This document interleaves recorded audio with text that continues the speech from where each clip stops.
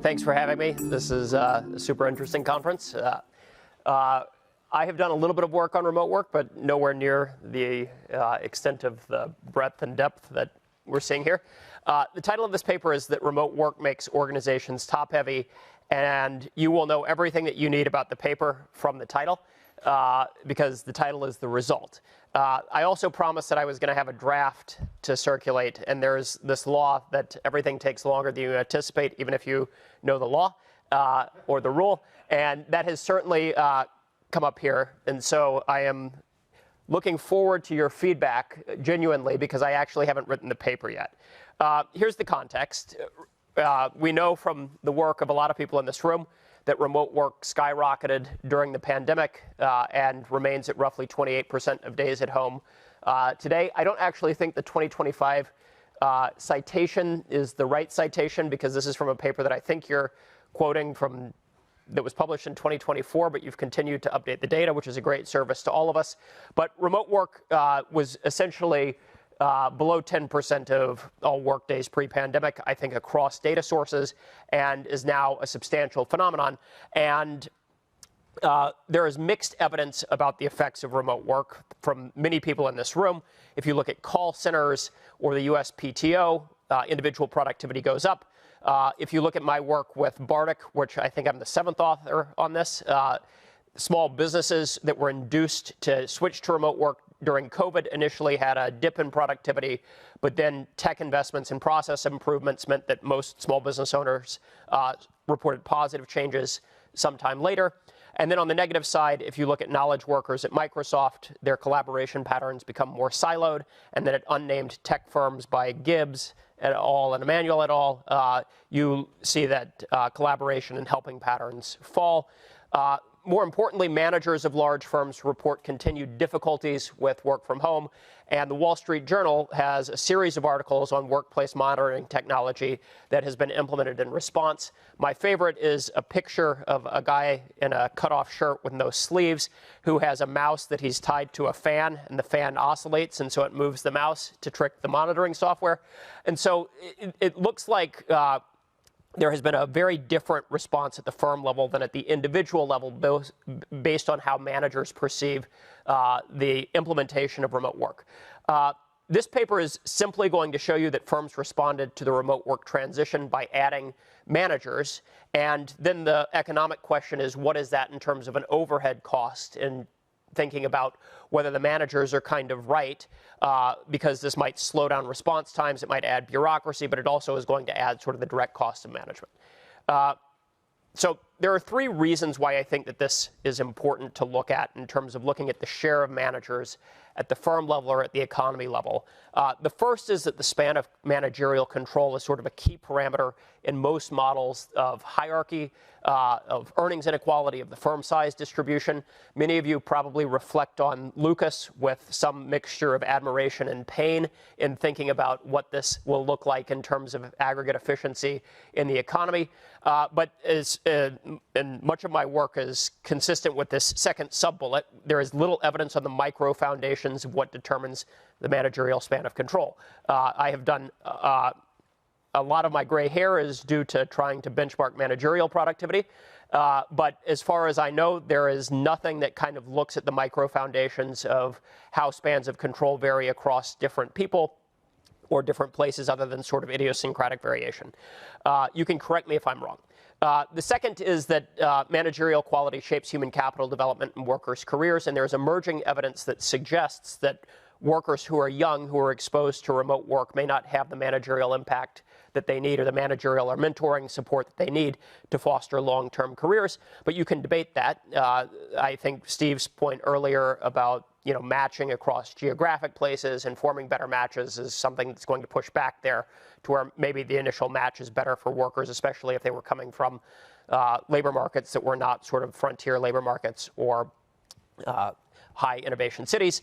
And finally, forecasts of the future of remote work are mixed, and the organizational changes that have occurred in response to remote work, I think, are helpful for contextualizing the unit economics around how this is going to look from the perspective of the firm's income statement compared to the benefits that accrue to workers. Okay, there are 3 things that I do in this paper. The first is I build, with the assistance of ChatGPT, an assignment model that captures spans of control, wages, and managerial skill that vary with what I term a coordination cost of remote work. And this is going to mean that this is a general equilibrium type of model where you will see marginal managers either pushed in, marginal workers pushed into management or away from management, depending on some parameters of that coordination cost function. And then I use two data sources. The first is using industry year variation from the OES, which is the Occupation and Employment Statistics. That is a survey produced by the Bureau of Labor Statistics. And I merged this with the Dingle and Nyman occupation level teleworkability data that was simply a forecast of what occupations and occupational tasks from ONET could be done remotely.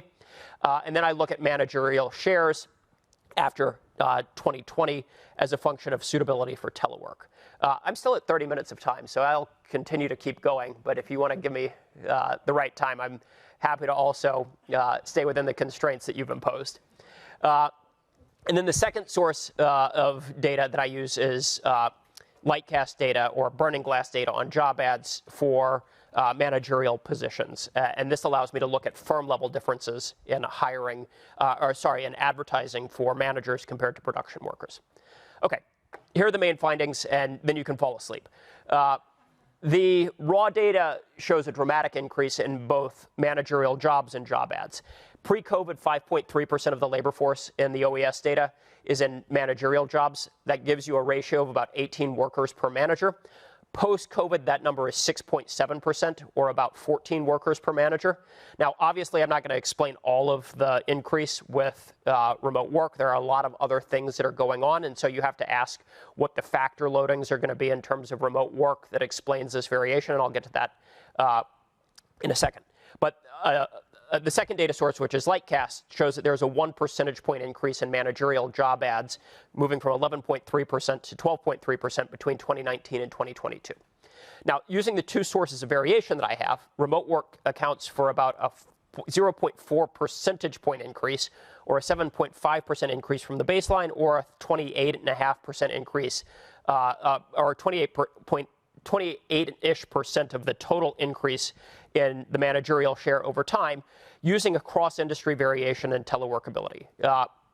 If you take that estimate seriously and you multiply by some measure of managerial wages, you get an increase in managerial costs per worker of about $550 to about $1,500, depending on whether you allow wage adjustment as an endogenous part of the model.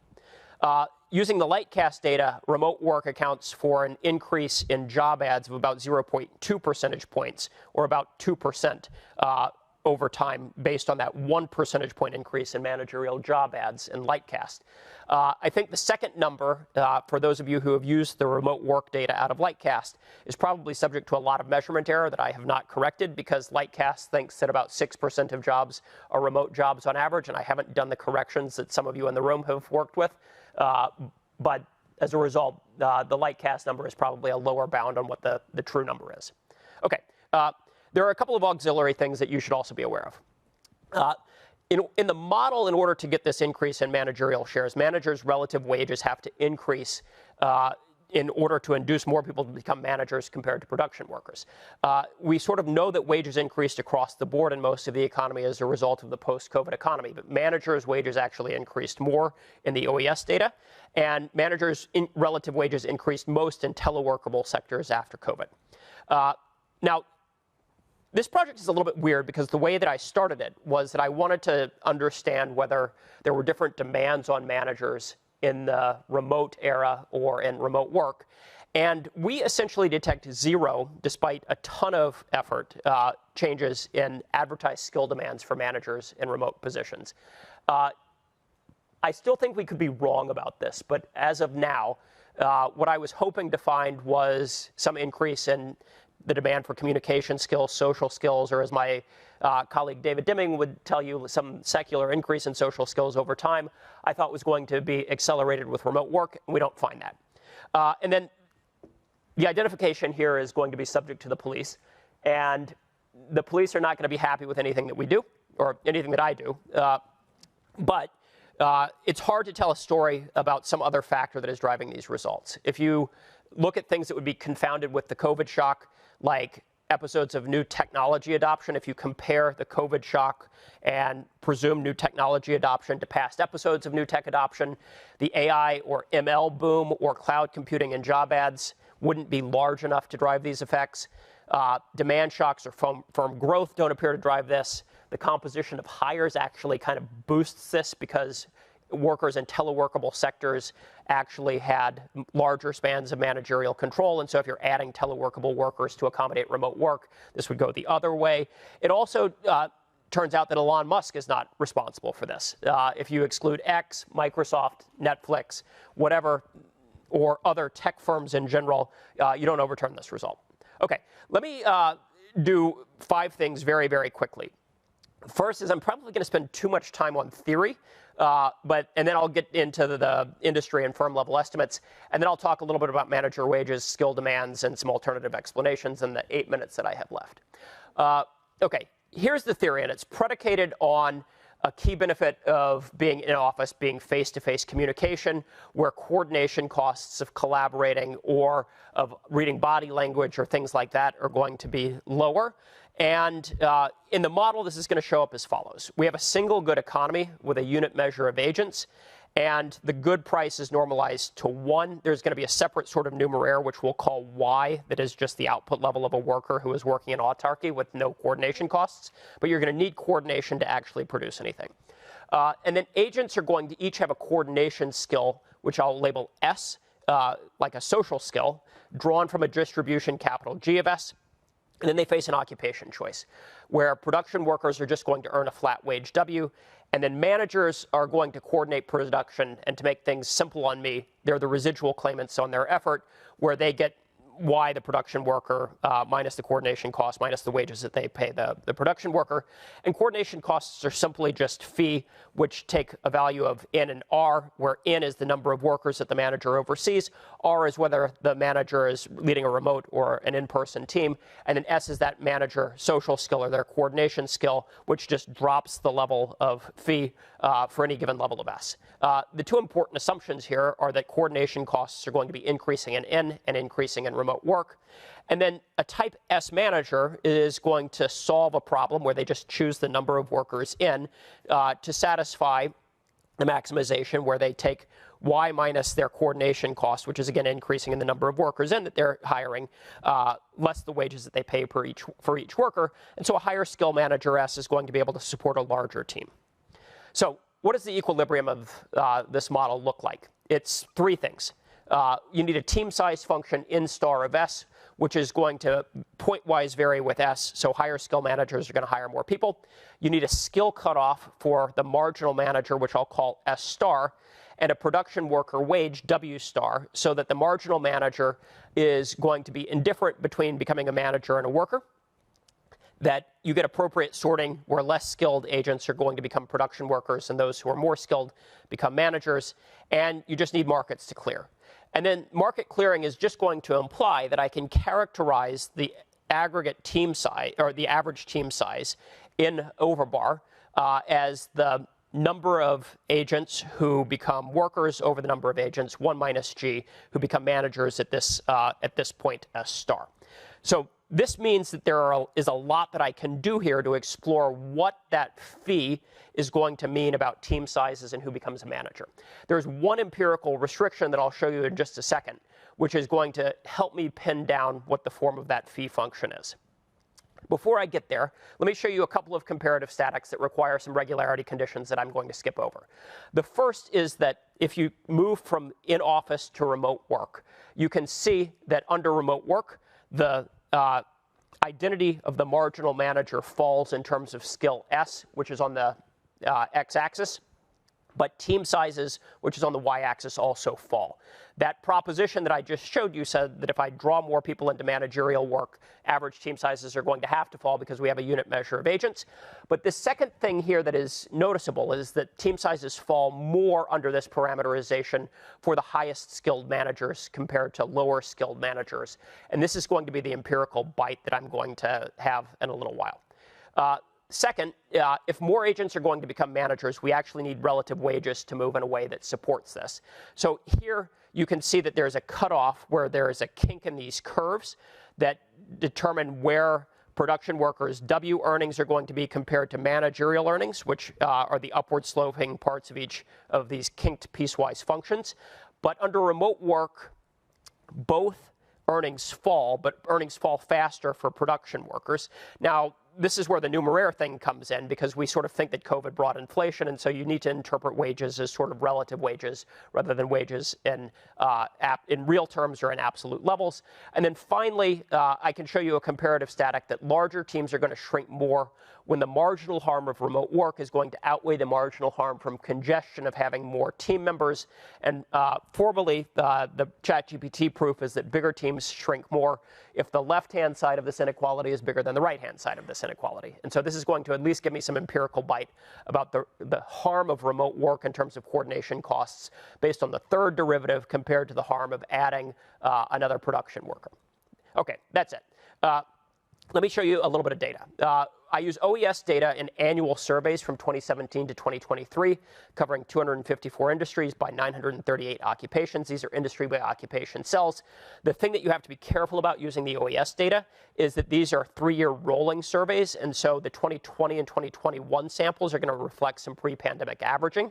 And then I merge in the Dingle and Nyman measures of teleworkability at the 3 or 4-digit occupation code level and collapse the industry to give you a measure of industry-level teleworkability.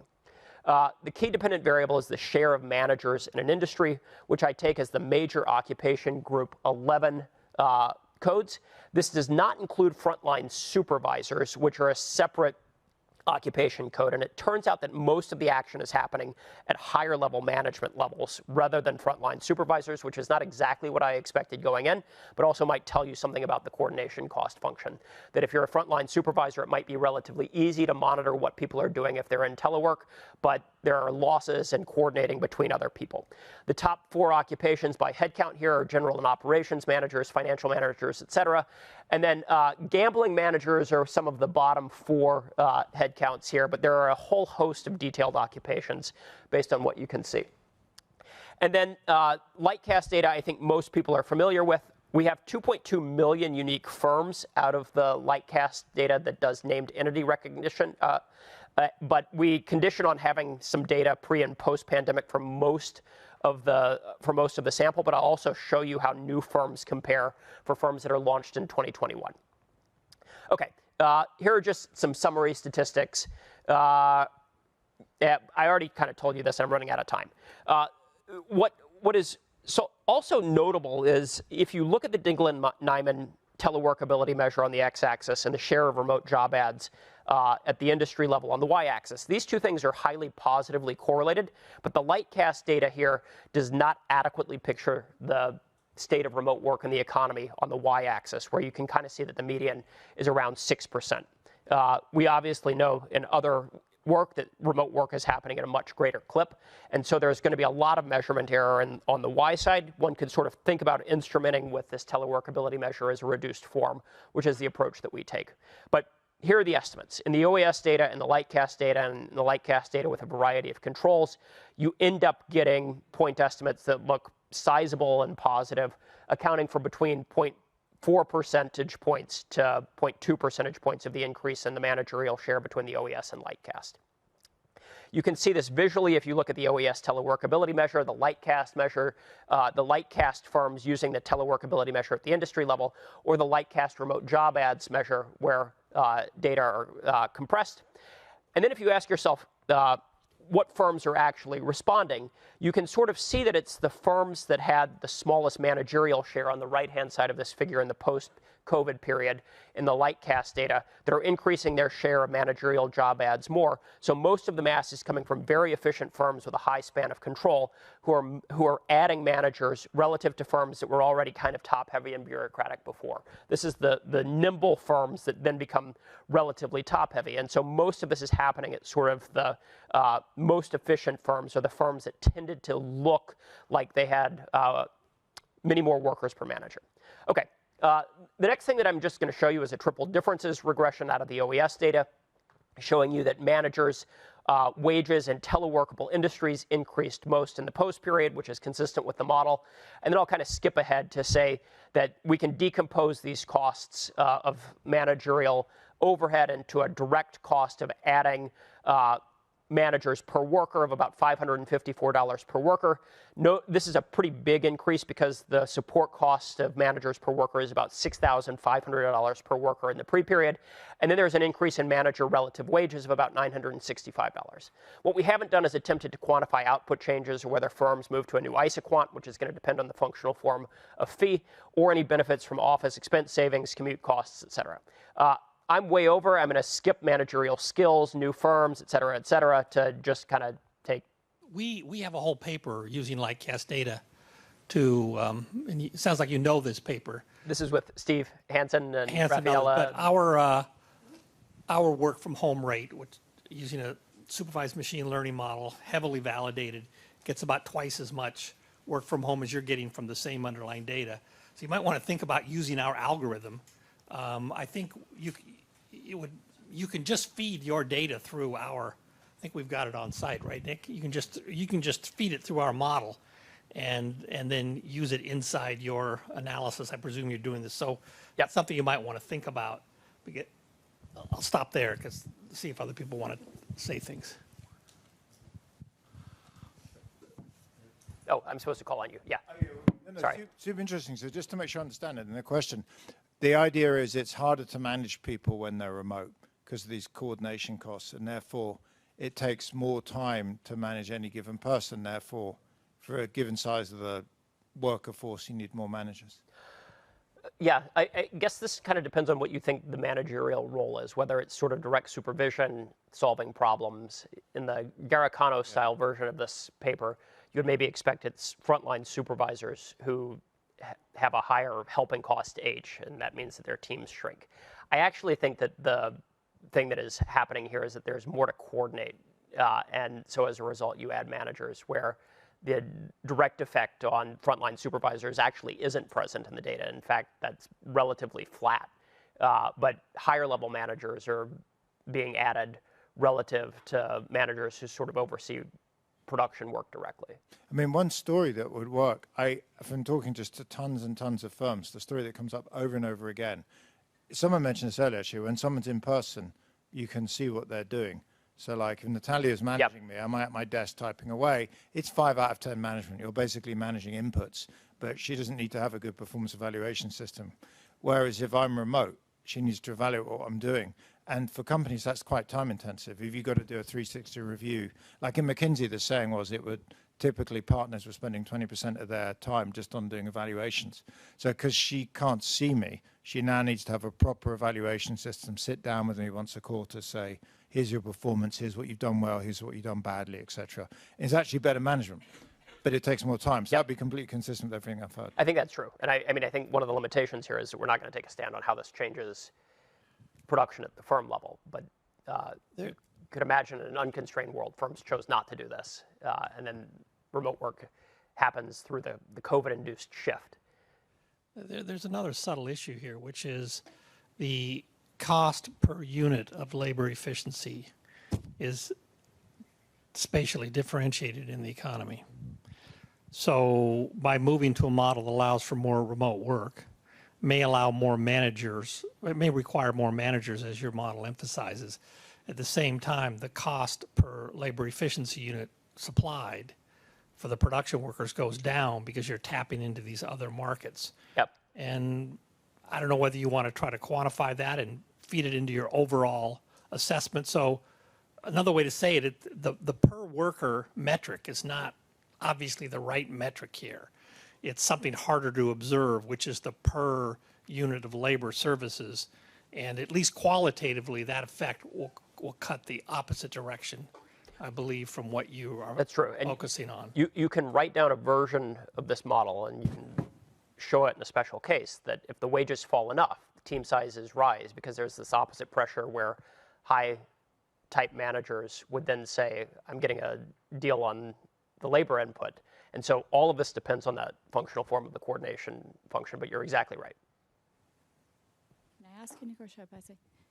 So just two quick questions. One was about the importance of this hazard, right? The G over 1 minus G, so uniform versus R distribution, small Yep. question. And the other one is, what about the role of complementarities between workers and managers and workers? You have cast the problem in terms of coordination, but there's that is another aspect. I was curious about your thoughts. Yeah. So my answer to Steve earlier was, in fact, incomplete. That this also kind of depends on the functional form of the distribution of talent. And in this case, if you become a production worker, all production workers are equal. The talent only matters in the managerial sector. But you could easily sort of imagine that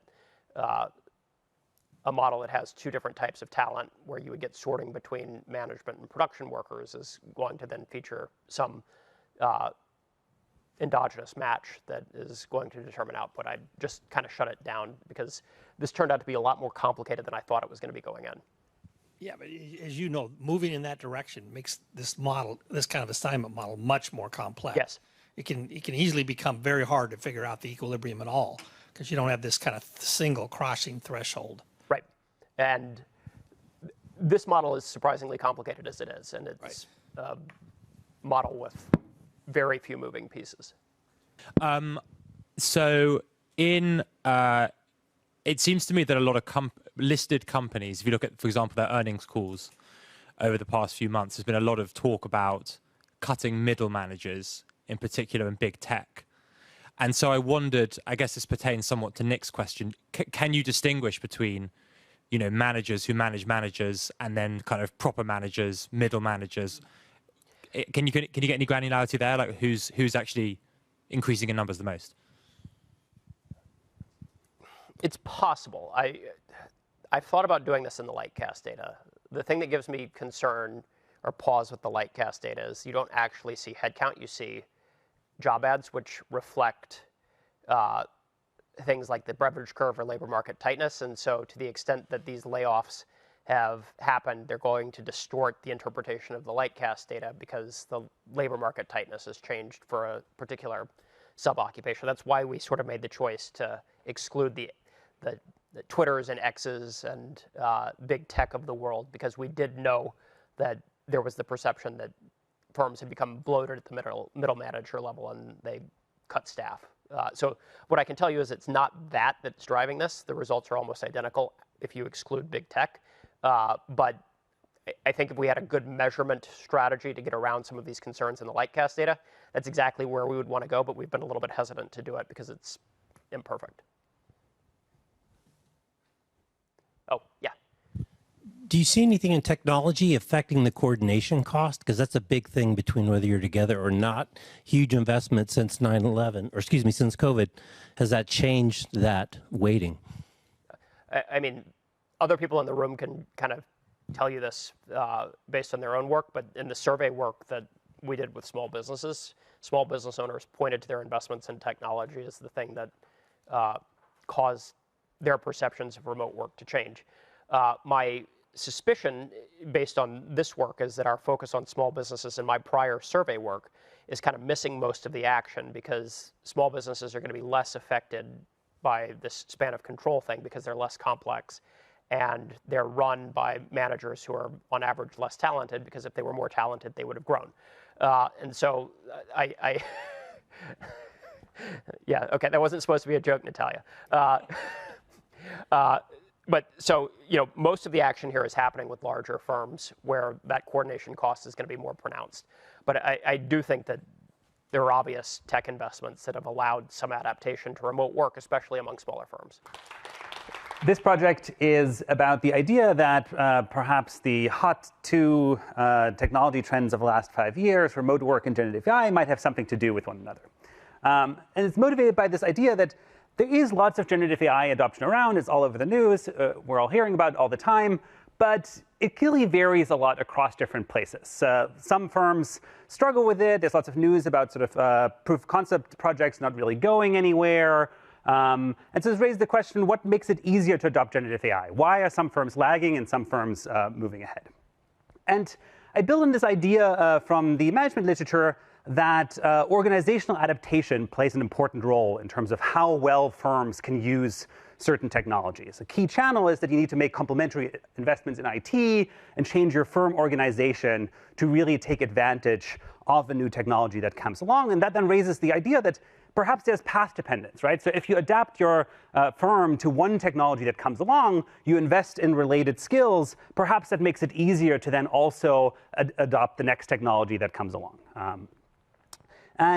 I'm going to use remote work in this context as a natural experiment that sort of shocked some firms into having to build out a digital infrastructure backend. And I'm going to build on this idea that people of other race and other contexts. I used to actually have a quote by Nick on the slide. I took it off recently about this idea that working remotely interacts with AI because it either might make you more or less replaceable, but also it forces firms to adopt certain technologies. And so to the degree that remote work induced some exogenous variation in terms of what firms had to invest more in technology, we can use this as a shock to then see what that does to those firms' attitude towards generative AI. And so I'm going to look at whether or not there is something that I would call an organizational technology ladder, where adopting one technology then causes a firm to find it easier to adopt the next technology. And so I'm going to show you first evidence that remote work causes greater generative AI adoption. And I'll flip this around and see what happens to remote work after generative AI is adopted.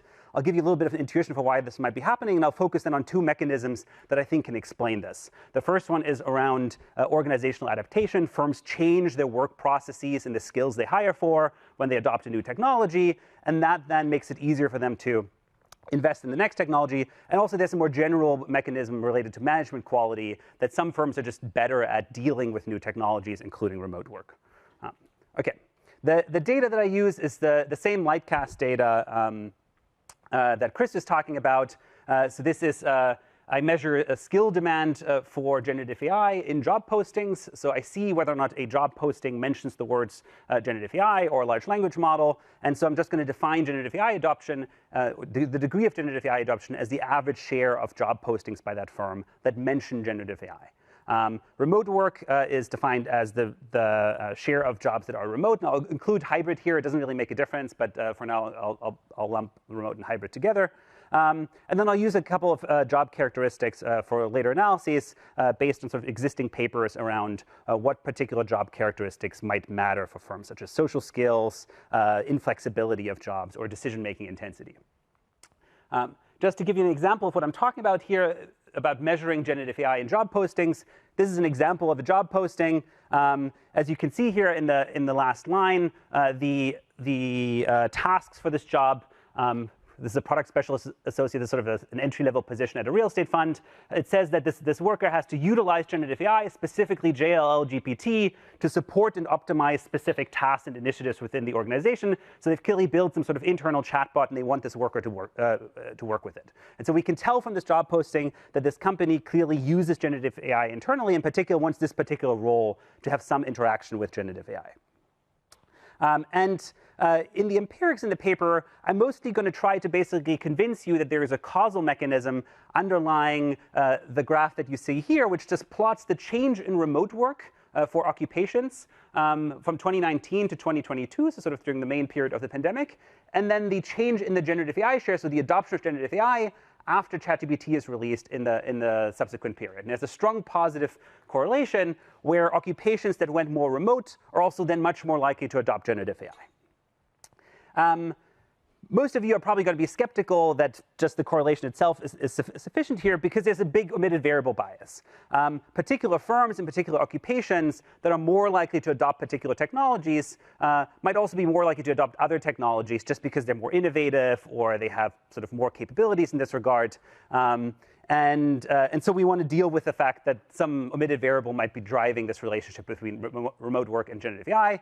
On the one hand, I'm going to try to control for a lot of potential confounding factors. I have industry fixed effects. I have some within firm regressions where I can have occupation and firm fixed effects.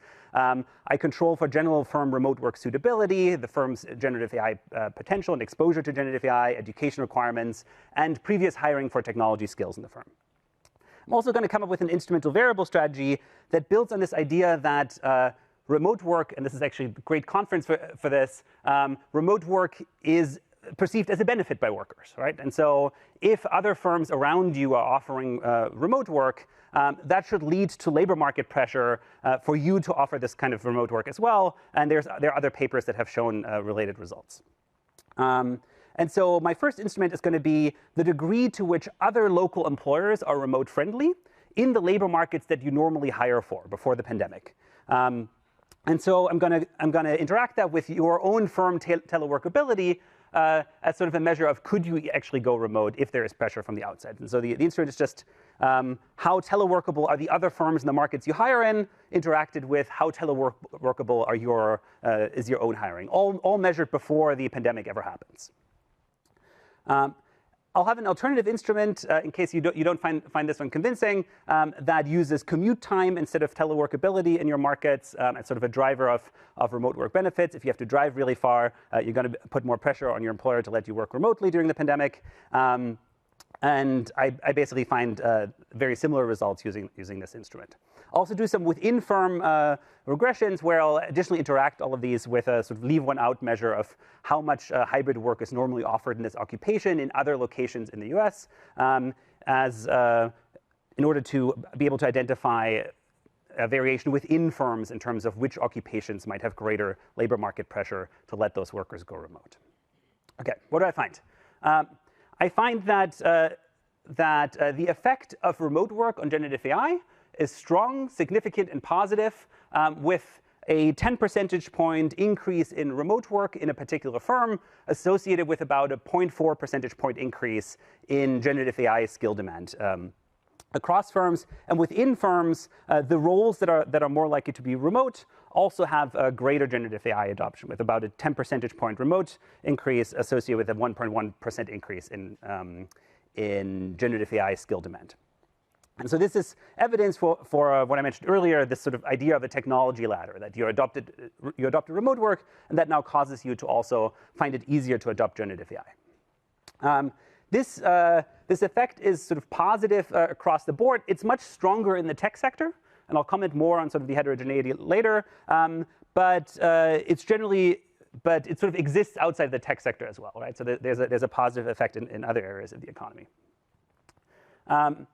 It's robust. It's robust to using different definitions of what the word remote means. If you look at hybrid or fully remote, whether or not I use this alternative IV, and whether or not you put in MSA fixed effects to capture some sort of notion of a tech hub here, you always find this positive technology ladder effect. Okay.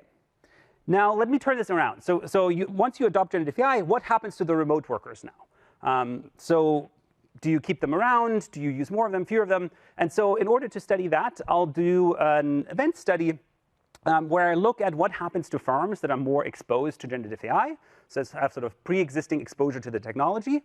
What happens to them after ChatGPT is released? And so this is sort of a standard diff and diff design, and I'm going to look at what happens to their remote work share. However, there's a big issue here. And the issue is that for diff and diff, we require parallel trends. We want these firms to have similar remote work trends before ChatGPT is released, but that is simply not plausible in this setting. You would not, because of all the emitted variable concerns that I mentioned to you earlier, you would not expect firms that have higher generative AI exposure to have the same remote work trends as firms that have lower generative AI exposure, because these are different types of firms, right? And so a standard diff and diff is not really going to work here. I can show you this in a picture. If you sort firms by generative AI exposure, firms with high generative AI exposure, that's the top line, have much steeper increases in remote work during the pandemic, right? And so parallel trends are sort of, by definition, almost violated here. Interestingly, you can also kind of see that with the ChatGPT release, you see this big kink in remote work trends. And so what I do instead is I use synthetic diff and diff, which is a relatively recently developed method where you basically construct, under the same intuition as in synthetic control methods, you basically construct a control group that exactly matches your treatment group's pre-trends in terms of the variable of interest. And so it deliberately finds firms that have a similar pre-trend in terms of remote work dynamics before ChatGPT is released, and then looks at whether or not this sort of matched control group and the treatment group, where the only difference between them is higher exposure to generative AI, then diverge after the release of ChatGPT. Where treatment here is defined as being the top decile of generative AI exposure for a firm. And this is easiest to see in just a dynamic effect plot. As you can see, this matching procedure works pretty well. It basically exactly matches the control group and the treatment group in terms of their pre-ChatGPT release remote work behavior. And then after ChatGPT is released, you see a big decline in remote work usage for the firms that had more exposure to generative AI. And so this suggests that there is a sort of technology substitution effect where once you start using generative AI, you then use less of these remote workers. This is the same in numbers. So it's about a 2.7% decline in the remote share, and so this should say remote right here, in the remote share, and that's driven by an overall decline in hiring and an even more than proportional decline in remote hiring. And so that's about a 20% reduction in overall remote worker usage by the most exposed firms. Importantly, this is not identical across all types of firms. There's a much bigger effect here for tech firms, and I'll show you a little bit more later about why I think that's happening. But for now, so the average effect is negative. There's a decline in remote work for firms that have greater generative AI exposure. What's going on? So I'm going to give you a very simple framework for how I think about this, just to sort of guide our thinking about this. We'll use one equation and two figures. I promise it's not. It's easy to digest. And the idea is that we can think of this in a task-based model of production, where you're producing this sort of output. You have some automated production, K, and so there's some automation frontier where you can make more of it automated, and you have some remaining tasks that a human worker is doing. So there's some non-decision tasks that they're doing, and then there is something that I'll call decision-making, and then some remote time savings. The decision-making piece is the sort of interesting piece here, where I'm going to assume that the worker has not just sort of rote execution tasks, but rather they produce tasks that have a certain quality. They have a certain decision quality that is produced using some managerial input, where a manager supports you in terms of making good decisions over your output.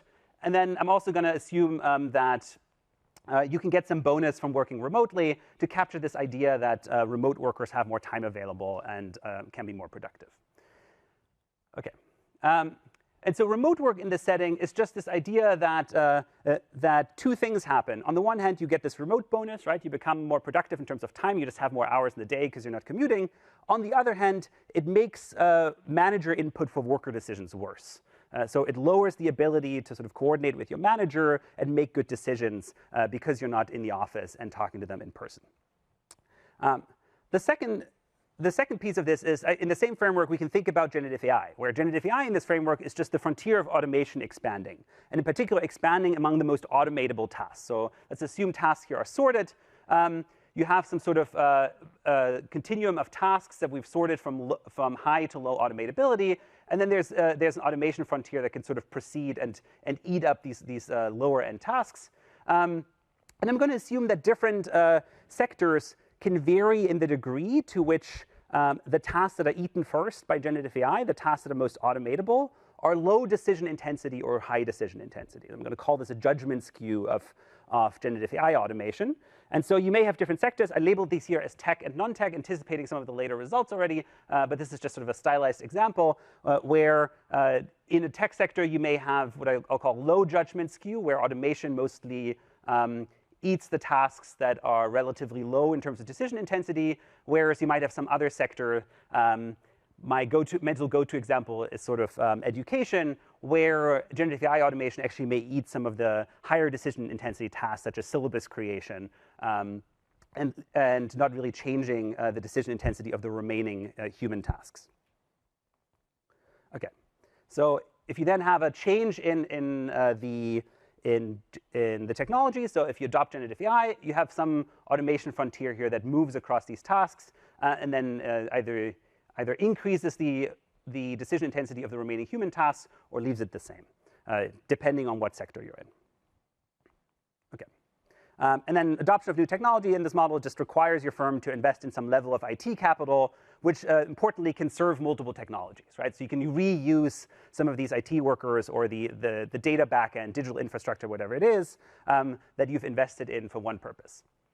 Okay, and so then you get, as a direct implication of this, you get this technology ladder effect, where if the if the remote work time savings are not that large, and you have a lot of this IT complementarity, so you can reuse a lot of the IT infrastructure, then if you first invest in remote work, it then makes it easier for you to also invest in generative AI, because it's just cheaper. It also tells us what we should look for when we're further digging into the data. We should look for firms investing in these technology skills when they adopt remote work, and then those technology skills also being associated with more generative AI adoption. And that's exactly what I find. So I look at, and I'll show you a couple of graphs that all have a similar structure, where I'm going to look at different categories of skills within a firm. So I'm going to look first at a category of upskilling, that's sort of the complexity of tasks. Do you demand advanced degrees, high experience, are the tasks repetitive? There's a block here that's communication intensity, how social are these tasks that you're hiring for. There's a decision intensity block, so that will directly map onto this idea that different firms have different decision-making intensity in terms of their tasks. There are tech skills, so these are, does your hiring mention a lot of technology-related skills? And there's also managerial skills. Do you hire a lot of managers, and do you hire for a lot of leadership-related skills? And so the first result here is that when firms go remote, they hire a lot more for workers with high experience. They hire a lot more for workers with a lot of decision-making intensity. And they hire a lot more for technology skills and for managers. And those skills are then actually directly associated with greater adoption of generative AI if you have generative AI exposure. So if you run a regression of generative AI adoption on do you have pre-existing benefits from the technology, and you look at what happens if you have more or fewer of these skills, I find that companies that have more advanced degrees, more experienced workers, more decision-making intensity, more tech skills, have greater sort of conversion of their pre-existing benefits into actual adoption of generative AI. And so it looks like remote work skews hiring towards exactly the kinds of skills that then make it easy for you to adopt generative AI. Now let's go back to this sort of judgment skew idea. I already mentioned these sort of two examples. You might have in tech, you might have generative AI taking over relatively low low decision intensity tasks, the rote coding, leaving the software developer to mostly do planning tasks and think about which things need to be done first and do a lot more sort of decision intensive tasks. In teaching, it might be the opposite way around. And so we would expect the technology substitution, so the degree to which you keep doing remote work after you adopt generative AI, you might expect that to vary across firms that have different judgment skews in this setting. And the reason is that if your tasks become more decision intensive for the humans, that makes the penalty from being remote greater, right? Like it makes it more costly to you that those workers can't coordinate with one another. And so in the sector here, the tech sector, where automation mostly eats the low decision intensity tasks, you'd expect those sectors to be more likely to then stop doing remote work after they adopt generative AI. Okay, and I'm just going to show you the results on this. So what I find is, with regard to skills, companies that are, so the red ones are the high firms, and the gray ones are the low firms in this. And this is the degree of the substitution effect, so the degree to which they end up substituting for remote work. And so the high decision intensity firms have greater substitution, a more negative impact on remote work. The high tech skill firms have greater substitution. And the firms that have good management skills or lots of workers that are good at communicating have less of an impact here. So this suggests that there's some level of organizational adaptation where if you have the sort of organization that might make it easier to deal with remote work, it might be easier for you to keep doing remote work, whereas if you have a lot of tech skills or you're very decision intensive, you're more likely to stop doing remote work. I'm almost out of time. One thing I want to show you is this substitution effect is very concentrated in the tech sector. It's very negative in the tech sector and mildly positive or sort of non-significant in some of the other sectors. And so we really want to explain why this would be so negative in tech and maybe even a little bit positive in something like education. And And it aligns exactly with this idea of judgment skew. And I can show you direct evidence of this. If you look at what happens to your skill composition after you adopt, after the release of ChatGPT in these different sectors, it turns out that in tech, hiring shifts a lot towards decision-making skills. So tech firms suddenly start hiring a lot more for decision-making skills, and that's exactly this idea that I introduced to you that, that suggests that there's sort of more of a skew where generative AI eats the low decision-making parts of your job and leaves the workers that you still want to hire to need to have greater decision-making skills. Okay. Okay, I'll spend 10 seconds on this. One great piece of evidence of firms that don't like remote work are firms that have return to office mandates. And so I'm going to use those as a proxy for firms that probably are really badly adapted to remote work. Jamie Dimon always has great quotes that sort of support the story from this paper, where he says that remote work doesn't work for creativity, it slows down decision making, and therefore everyone has to go back to the office. And in contrast, he loves AI, and he thinks it will take over a lot of the drudgery of jobs. So that's sort of this idea of AI eating low decision intensity jobs first. So I scraped return to office information from Flex Index, and then just look at how this effect of remote work on generative AI varies for return to office firms. And I find that it's much larger for firms that have told their employees to go back to the office as sort of evidence that they're not really coping with remote work very well. And it's an across firm effect. It's not within firm. Okay. I'll skip the implications because I'm out of time. Yeah, looking forward to questions.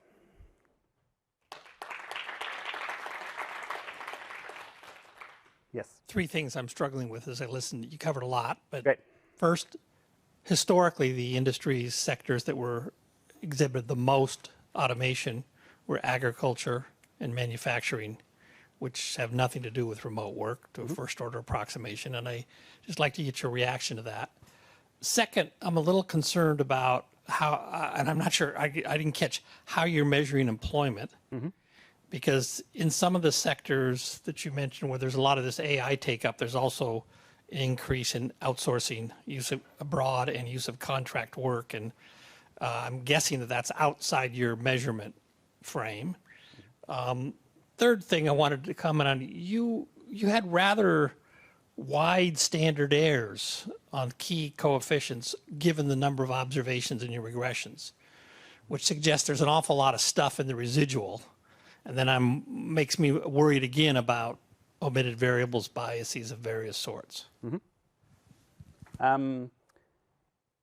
you go into more detail what you meant by agriculture and manufacturing have traditionally been sort of adopters of technology? I guess. I mean, that's where we've had the biggest labor-saving tech automation in history. In agriculture, it goes back, nearly a century, maybe a century. In manufacturing, it goes back at least since the 1930s. So maybe it's just not relevant, but that's where we've seen huge automation, okay, which is what you're thinking of. You're mostly talking about generative AI, I take it, okay? Yes. Where the issue there is automating of kind of more routine-oriented tasks.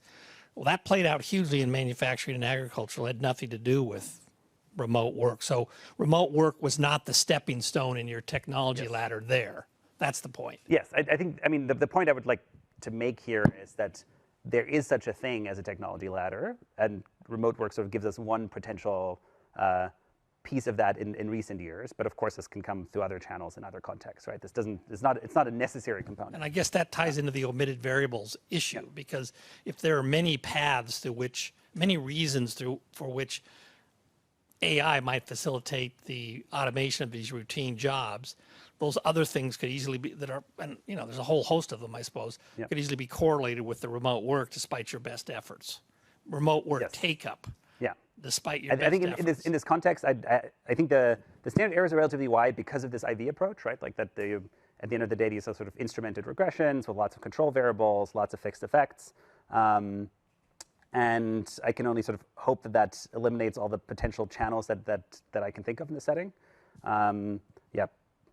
Specific suggestions for what else I can include would be helpful, but your question regarding employment. I mostly focus on hiring here. So like when I When I talk about sort of hiring more or less, like I'm talking about job postings basically. So it's sort of extensive. Employee positions in the United States. That's the point. Yes, So coding jobs outsourced. that's right. Yeah. Yes. There's in the same sectors. There's a lot of just take up of contract work. Yep. Sometimes through leasing firms.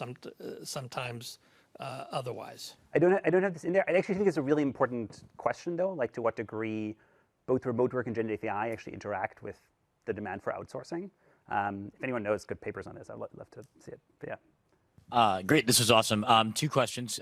First is, when you were constructing the IV, it looked like you were focusing on the MSA level. I was, there's maybe a quick answer to this, but like, why not construct it at the firm level and look like pre-pandemic exposure at the firm level? That is what it is. So okay. It had the word MSA in it, but it's the firm's exposure to different labor markets that have other firms Gotcha. that would Makes sense. offer remote. Second, and this goes to some of what Steve was just saying around other omitted variables and the role that organizational practices play and how organizations adopt. So there's I have this result on a panel of 20,000 respondents a quarter, and what basically finds that individuals that have trust in their leadership not only are more likely to use AI, but there's also more psychological safety that they feel to experiment with AI. And so and obviously it's with this data, it's hard to get measures of culture. It's maybe impossible, but I wonder if the duration of the vacancy, the length that the posting is up, could be a proxy for how attractive the company is, and but people that work with job posting data, like Steve, will have a quick answer to that. Yeah. Okay. Vacancy duration. Maybe it's a no then. Okay. But I like the idea of maybe trying to do more with culture and trust in it. Yeah. Thanks. Well, I was going to say there's a lot of conversation here on behavior and management practices. So if you look at COVID as a shock that had to be reacted to immediately, and one might argue when ChatGPT hit the market 3 years ago, same thing. Is it more sophistication in reacting to quick, crazy market shifts that happen to include work from home and happen to include what's going on with Gen AI? Yeah. Yes, so the general sense in which some firms are more flexible or more adaptive to general shocks. Yeah, that's a good idea. Yeah, thanks, Gregor. Remote work creates a corpus of text because people start using Slack or recording Teams meetings. And I'm wondering if that corpus of text is the thing that gets picked up if you're then going to train an LLM or use RAG or something like that in an LLM to make generative AI more effective, because now you can pull in Slack messages or Teams messages or Zoom messages or whatever that gets recorded in systems for the purposes of sort of purpose-built AI. Your example with that general or that junior real estate person with a custom GPT is surely trained on the stuff that they collected in the text during the pandemic from remote work. Yep. Yeah, no, I fully agree. I think that's definitely one of the channels. And that's actually, when I first started writing this paper, that was one of the things I had in mind, this idea of sort of like you're creating your own training. You're creating the training data for your replacement in some ways through remote work, right? Because everything becomes digitally legible in some ways. Yeah. Other questions? Just very quickly. Yep. Discussion this lunchtime with Chad Jones, who was talking about the role of generative AI. We talk a lot about the extensive margin, how much more remote work is feasible. But what about the labor augmenting role of AI for like coders, like Anthropic, I think? They always talk about the fact that a lot of their most innovative type of coding and generative LLM comes from coders actually relying on them to generate NP complete problems type of solution. So do you have any thought about it? Because I find judgment a bit confusing. Like, how do you, highly cognitive jobs like the one of coding, new process, new software, where does it fall? I mean, so I fully agree that I think there are lots of dimensions of automation that are not fully captured by the sort of judgment decision-making piece. At least for coding, I think it works reasonably well in the sense that I think coders do sort of have the like rote writing tasks executed through LLMs, and then think more about system design and sort of overall architecture. I think the augmentation piece that I think Anthropic talks about in its economic index is kind of an interesting piece here, where they define augmentation as actually being something that is about like repeated interactions and sort of rather than sort of one shot getting the answer from something. That might be an interesting follow-up to try to see if I can map their augmentation measure into some of this. I am always a bit skeptical that the idea of like if you interact repeatedly with a chatbot that somehow means they're augmenting you rather than replacing you, rather than you just sort of bad at structuring your request in the first place, or like I'm not sure I trust the measure that much, but I think some form of that measure might be interesting in this context of whether or not augmentation or how different uses of LLMs sort of matter in this context. Yeah. Thanks. Yep. Thanks very much. All right. Thanks. Hello, everybody. Thank you very much to the organizers for this great conference. I am Chiara Bernardi. I'm a PhD candidate from Queen Mary University of London, and I will be presenting this paper, Working from Home and Sorting of Female and Male Workers. So we know very well that there has been a positive trend in work from home adoption at the firm level since before the pandemic, with a peak at the pandemic.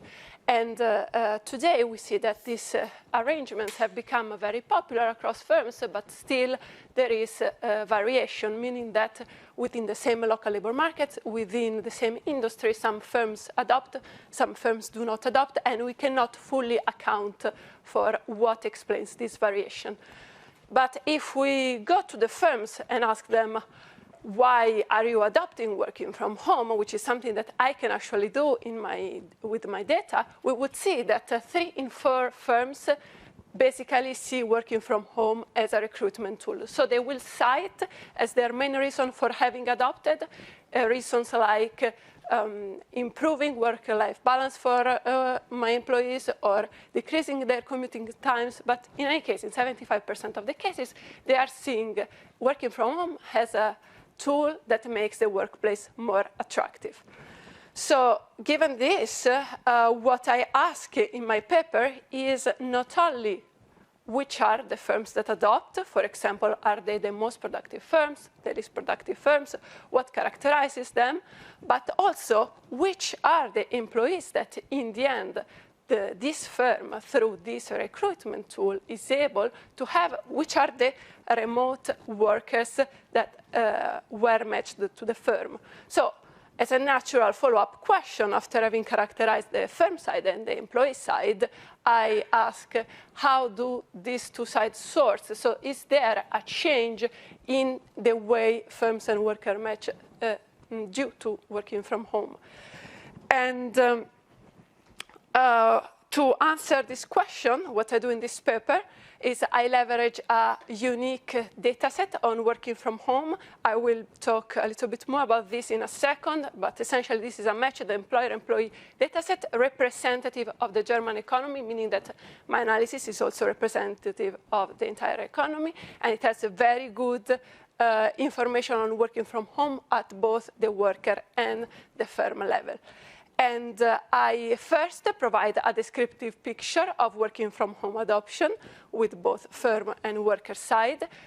What I see, so for the sake of this presentation, I will mostly focus on productivity of both workers and firms. So in my paper, I also look at other characteristics, but I see that the firms, the remote firms, are indeed more productive than the average, but this effect is mainly driven by early adopters, meaning that as this policy spreads across the economy, the adopting firms become more similar to the average firms.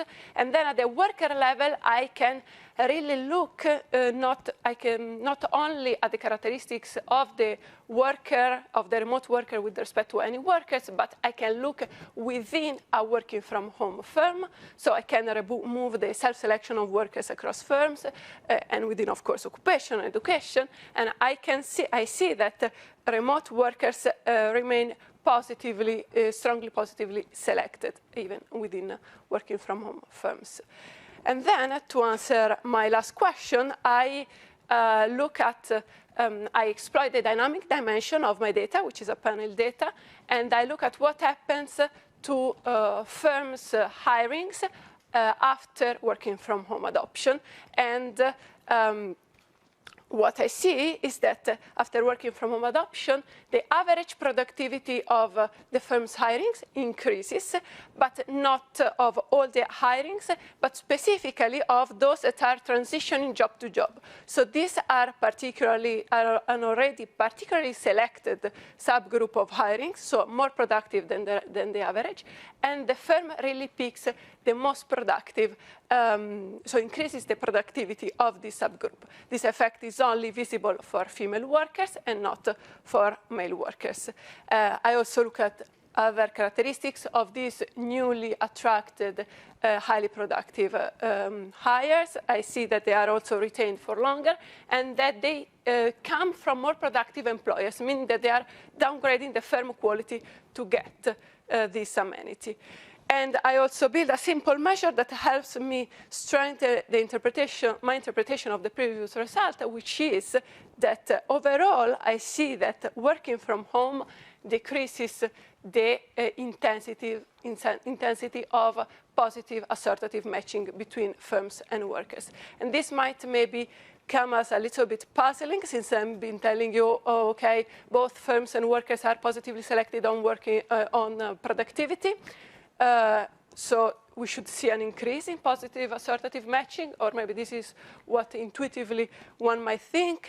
But to help us really think about this, I have done this very simplified sketch in which I basically express what I see in my data. So even though firms are positively selected on productivity, they are not so different from the average firms, and instead the workers that this firm seem to end up attracting are very positively selected. So if in the end working from home acts as a tool that improves the likelihood of matches between these two subsections of the distributions, this means that it will overall decrease the intensity of positive assortative matching. So for the sake of time, let me skip on the contribution. In any case, we are all very familiar with the literature. And let me talk very briefly about this data. I would like to say more things. So this is data set representative of the German economists called Linked Personnel Panel. I use the last 4 waves of this data set, and it has this very high quality work from home measurement. So at the firm level, I have the manager being interviewed and reporting whether the firm allows remote arrangements. And at the worker level, I have intensive and extensive margin information. I use both to create my measure of individual level remote workers, meaning that I can really capture workers that do systematic working from home. And I can match this data with information, with a proxy on productivity on both workers and firms. This productivity proxy is the wage effects estimated through the AKM methodology. And what is key here is that this estimation of productivity, which I have for each worker and each firm in my data set, is pre-estimated with respect to the period of my analysis, which is particularly useful for my event study analysis, or when I study the dynamic effect, because I will be using a productivity measure that is unbiased by the direct effect of working from home on productivity. And I rescale this, the wage effect estimated with the AKM, because as you may know, these are just numbers that are difficult to interpret. So for interpretability, I rescale them. I also have very interesting qualitative information on firms and worker motives and preferences on working from home. I won't be able to discuss this in today's presentation. So let me just tell you briefly what I find relative at the cross-sectional level. So as you can see, these are the results of cross-sectional regression at the firm level, and with, of course, a rich set of controls and fixed effects. And I see that when I have all firms in my sample, there is a positive and significant relationship between being more productive firm and having a work-from-home policy. But when I restrict my sample to only later adopters, this positive relation is no more there. And when I look at the worker side instead, so meaning, as I was mentioning before, that I am really looking within firm, and also, of course, within occupation, within the same occupation, I see that the remote workers are different from their colleagues because they are more productive than them. So the last piece of descriptive evidence I would like to show you before going into my event study is this one. So here what I'm doing, I'm trying cross-sectionally to pin down the differential sorting intensity of workers to firms for remote and non-remote, for the remote and non-remote labor market. So what I have here is a comparison of working from home workers in working from home firms versus non-remote workers and non-remote firms. So what this beta 2 coefficient should be capturing is the sorting intensity, between non-remote workers and non-remote firms, while this beta 3 will capture the differential sorting intensity for remote workers and firms. So my results suggest indeed that, as one might expect, there is a positive sortative matching between workers and firms, but when I look at the remote workers and firms, this seems to decrease. The coefficient is negative, and for female workers is also highly significant, therefore suggesting this different and lower positive assortative matching for remote workers and firms. So I then run my event study. So this is the standard event study equation. In my case, the outcome variable, it will be run, of course, at the firm level, comparing control and treated firms before and after adoption. And I will have as outcome variables the average productivity of hires or the average productivity of outflows. So outcomes that represent the productivity of the new and exiting workers at the firm after the implementation of working from home. And my treatment can happen in 2016, 2018, or 2020. I can study the outcome in every year because I have information on every year, even though I have information on working from home only every 2 years. And as an estimator, I use the local projection difference indifference, which you might know is one of these newly developed estimators that tackles the problem of the two-way fixed effect estimators. So my result, this is my main result. When I study changes in productivity of the inflows of inside the working from home firm, I see that the effect is concentrated among job-to-job hires. So this subgroup of hires that are already positively selected, and this is what I call in my paper a peak of the crop effect. So among the hires that are already more likely to be productive, this working from firm seems to become more able to really attract top talent. But as you can see, this effect is only visible for female workers. Still, it's very large and positive and significant. I do not see effect on other hires, so workers coming, for example, from unemployment, nor male nor female. And I also look at other characteristics of these newly attracted, highly productive workers. So I see that their retention increases, so their probability of still being with the firm after 1 year of being employed increases.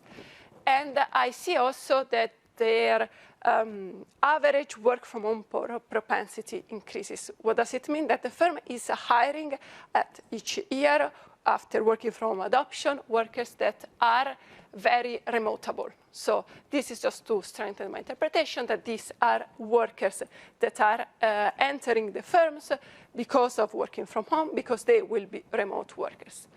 So this propensity is computed on the basis of education, occupation, and year of observation, and is computed on a different sample with respect to the one analyzed here. I also do a series of other checks that help me strengthen my interpretation of these results. I see that these female workers are coming from a broader local labor market, which again supports the idea that these are remote workers. They are not only more productive when I rank productivity on the entire population of workers, but even when I rank with respect to the firm they are going to join. So they really represent an improvement of productivity also when changing the reference. And importantly, I see that their origin firm, the employer they are coming from, is more productive than the employer they are joining. So in other words, they seem to be downgrading the quality of their firm in order to get this amenity. I do not see any significant effect when I look at outflows. And I also do not see changes in the size of job-to-job inflows nor outflows, meaning that the effect that I see is compositional and not driven by changes in the size. And then the last thing that I do is I want to really say something more conclusive on the intensity of positive assortative matching, because so far I've been telling you, okay, so these workers that are joining are more productive than they would have been otherwise, than their counterfactual, and these more productive workers are also coming from more productive employers. So this is, I would say, suggestive of the possibility that working from home is having a negative effect on positive assortative matching, but it's not conclusive because in the end it depends on what was the level of mismatch before this change. And so this is not direct proof. So what I do in order to have some simple measure that helps me make this evidence conclusive is that I build an hypothetical benchmark. So I take, following the basic idea of positive assortative matching as described in Eckhout and Kircher, I take all of my firms, all of my workers, and I assign them on the basis of productivity, the most productive workers to the most productive firms until all the workers are assigned to a firm. And then I look at how this allocation compares to the actual one. So what I end up with is basically a distance from this perfect positive sorted scenario. And then with my event study, I look at how this distance changes. And what I see is that for treated firms, with respect to their match with these newly highly productive female job-to-job workers, this distance increases, meaning that we are getting more far away from the perfect sorted scenario. So just to conclude, as I've been showing to you, across the German economy, I see that working from home adopting firms are more selected than average. This is mostly driven by early adopting firms, and as you might imagine, the more the policy spreads, the less this selection is evident. And then I have seen that within work-from-home friendly firms, it's really the highly productive workers that are remote, even when controlling for many characteristics, including the firm you are employed in. And after working from home adoption, I do see that firms attract more productive workers, female job-to-job transitioners that come from more productive employers, and overall, these effects seem to widen the gap with the perfect assortative matching. Thank you.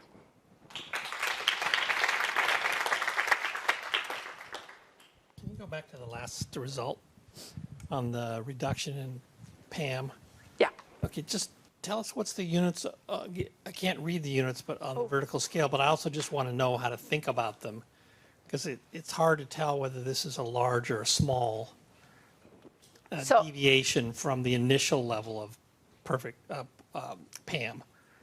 So. Yeah, so it's a very large effect. The initial distance is around 20 points, and it increases of around 30 points. So that's huge. Well, so let me understand. You have some model, or some note you've ranked on the two sides of the market, and there's a hypothetical sorting in which it's perfect. Yeah. Perfect sorting. Yeah. And you were 20 points away from that initially. Yeah. And then you're 50 points away from that? Yeah, so with respect to this subgroup of workers. To this women? So it's not the general of the firm, it's just with respect to this subgroup of workers, so female job-to-job transitioners, where you can have more variability, of course, being a restricted group, but yes. Okay, so female job-to-job transitioners, and what percentage of all females who are working over this time period is that? Are we talking about 1%, 10%? What percentage? These are just the women who actually moved. Yeah, from another employer to another, and I'm not sure over what time period. Over these years or so, between 2016 and 2020. Okay, so let's say it's 20%, I'm guessing. Okay, yeah, I think that's okay. So among those who did move in that period, there was a very abrupt, there was a very dramatic reduction in the extent of their sorting. Yeah, in the remote scenario, or I mean, here what I'm comparing is the difference between the remote and non-remote. So, okay, it'd be good to just draw out the magnitudes of this. That does sound like a big effect. Yeah. It'd be helpful to help us think about the magnitudes, because it's statistically significant, but from your description, it's actually a huge effect. Mm-hmm. For the group that moved. Yeah. Yeah, I think it's really interesting and intriguing evidence. I really liked your sketch at the beginning as well to sort of illustrate the decrease in positive assortative mating. But I'm just wondering, conceptually, it seems quite hard to think about what could be the reason why the high productive firms may not want to use this as a recruitment tool to retain these productive workers. Do you have a sense of? So there are two things. One is that the most highly productive part of the most highly productive firms might have already adopted before I implement my event study, so I might not be seeing them. And another thing is that see if firms, as it really looks from my data, see this as a recruitment tool. Maybe if you are already at the top of the productivity distribution, meaning you are already paying the highest wage premium, maybe you don't need such a help for your recruitment, and instead, if you are still positively selected, and probably this correlates with other things like having good internet connectivity or being a bit advanced in technology adoption, you might benefit more from this recruitment tool, as it indeed looks like. Can I ask? Yeah. Two follow-up questions. One is your measure of productivity is the AKM wage fixed effect. So correct me if I'm wrong, but if, for example, the firms that offer work from home also offer lots of other nice things like flexi time and I don't know, you can think of other nice things, they would appear to be unproductive because they don't pay very highly. So this is why I'm using the AKM estimation from before the introduction of working from home, so it should be less affected by. That's true. So you're basically relying on. Yes, that was a good thing to do. I still might worry a little bit that there's like 5 things I can do that are nice to employees, like job sharing, part-time, I don't know, and I've done 4 of them, and the 5th is work from home. So the other thought I had on Steve's, I don't quite know how to fix that, but I mean, that's just an issue with using. Yeah. It'd be nice if you had some productivity data you could cross-check versus. Yeah. The other thing on Steve's thing is, interesting thing here is, imagine the productivity stuff's correct. So, you know, and I think, but the same point here is a bit surprising, but imagine the high work from home firms, the low productives, stop these women leaving the labor force. It's not clear, the perfect sort of matching, it's not clear what the counterfactual is. So they may keep them working for a long time. So it's true, the first best is they're in these productive firms, but that's not the alternative. The alternative is they just stop working. And so this may be a second best. So I don't know what, it's kind of an interesting question because of their attrition rate. You could estimate the attrition rate, actually. You could see it, I guess, from your data. Yeah, so the attrition rate for this subgroup is relatively lower. This are job-to-job transitional full-time women, so they have relatively higher labor market attachment. But yes, definitely, this is something I can look into this. But Can I ask you something I didn't understand? Usually the story, so the level playing field is after the adoption of work from home. So I'm providing an additional amenity. I see less of a movement towards a PAM outcome allocation, despite the fact that firms, relatively more productive firms, are attracting relatively more productive workers. How do you make sense of it? Because usually the story for why you see stationary failures of PAM is that we are sorting on non-pecuniary attribute of jobs, like working from home. yeah, so Does it mean that it's not, like Nick was saying, it's not a very big dimension, not a very big non-pecuniary dimension upon which workers are sorting to firms, or how do you understand it overall? Thank you.